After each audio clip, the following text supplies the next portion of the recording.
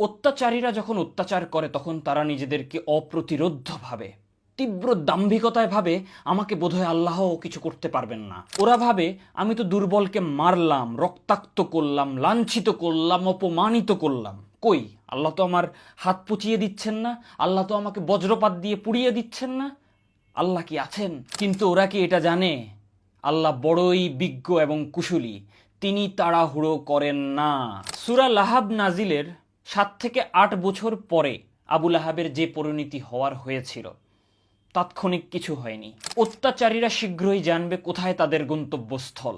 এদেরকে কে বোঝাবে এই ক্ষমতা, এই দাপট চিরস্থায়ী না।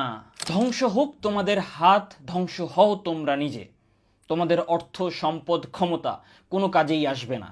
অচিরেই তোমাদের দগ্ধ করা হবে লেলিহান আগুনে।